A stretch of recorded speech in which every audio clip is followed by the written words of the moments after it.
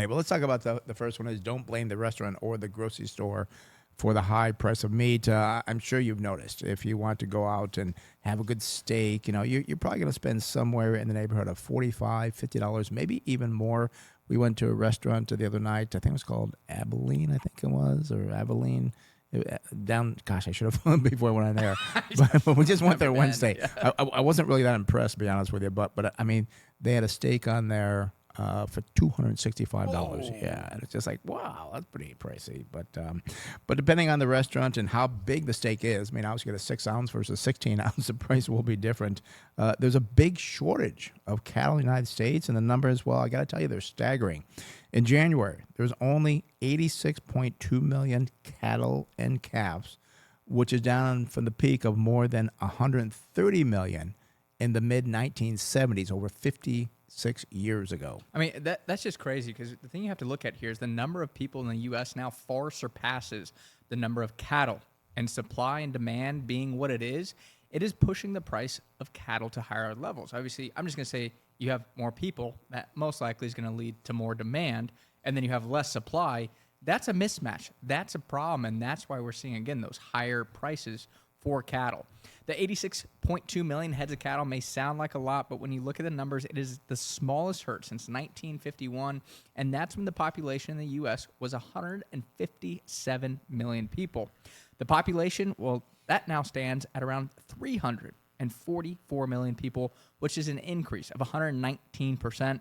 All things being equal, there should be somewhere around 188 million heads of cattle available to kind of create an apples to apples comparison back to, again, 1951. So we're at about a shortfall of 100 million Yeah, I was cattle. gonna say we're not even halfway there what we should be, and there's three main reasons why the price of meat is high and the number of cattle is so low.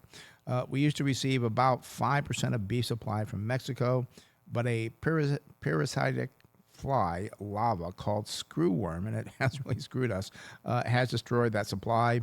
Another problem is a lack of rain in Texas, which is the largest producer of beef supply with 12.5 million cows in Texas alone. Yeah, and if ranchers they don't get enough rain, they produce smaller herds because the cost of feed increases. You may be thinking there's a lot of cows in California, and yeah, you'd be right. You see them driving along the 15. You see it's like, wow, there's a ton of cows over there.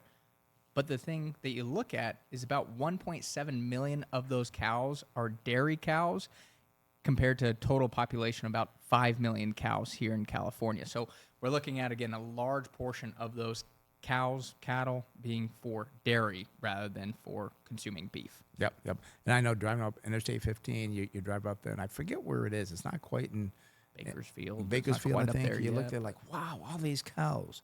But I think those are, as you say, I think they're all milking cows, not beef cows. Yeah, and I mean, looking at it too, I mean, California is the fourth largest producing state for cows, but again, it's not all for beef. Yeah, yep. So I think the other two were, doggone, I forgot. I think Probably like Idaho or something. no, Oklahoma. I think it Oh, was, yeah, and that makes Nebraska. sense. I think Okay. Nebraska. We got two. Not Montana, huh? Not Yellowstone. No, they got bears there. Yeah, I guess. Well, the third reason is simply because being a rancher, it's hard work and is generally passed down from generation to generation. Now, most kids, when they're growing up, they do not dream about working on a ranch in the hot sun and in the dirt all day long.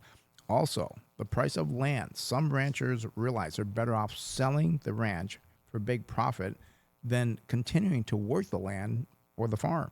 Fortunately, many ranchers love what they do, and despite the hard work, continue to do it generation after generation.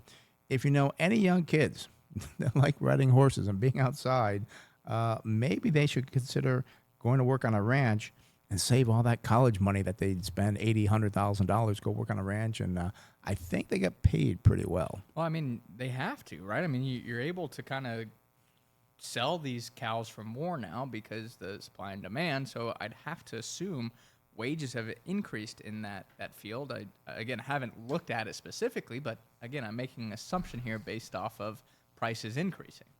Maybe we need to do a trip to Texas and go visit a ranch and find out, what the deal is right at the ranch there. But Maybe, yeah. I mean, yeah, obviously Yellowstone kind of fabricates it, makes it look kind of fun and stuff. yeah. So, maybe some people get into it like, this is going to be so fun. They're like, wow, this is not what I thought it was going to be. I'm sure it's hard work. I mean, and what companies will benefit from this, from what I can tell, is the processors, the meat processors, and that would include Tyson.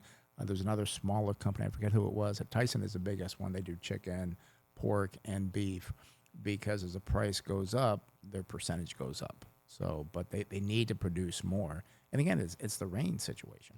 Yeah, well, and I don't know exactly how it works out because, the people that are buying the cattle and then selling the beef, their margins can get compressed. So, I mean, ultimately what we need is, again, we need more cattle here. And I'll tell you, I'm not going to eat less cheeseburgers. I'm not going to eat less steak. I mean, that's my favorite go-to, and I can only eat so much chicken. I've really pulled back on pork. It doesn't make me feel that good. Really? So I like to eat chicken and beef. But the problem is, again, beef is just getting so darn expensive. And, an interesting side note, in the industry, cattle rustling, where they steal the cattle, that's a big problem as well. But what happens, they steal it. And like if you steal like somebody's watch or something, you can't get a good price for it. They say even the people, when they steal the cow, they still get about the same price as if they had raised it. So that is kind of a problem, because as a rancher, like, well, they're stealing my cattle and I can't sell it myself. So that was pretty interesting as well. Interesting. So,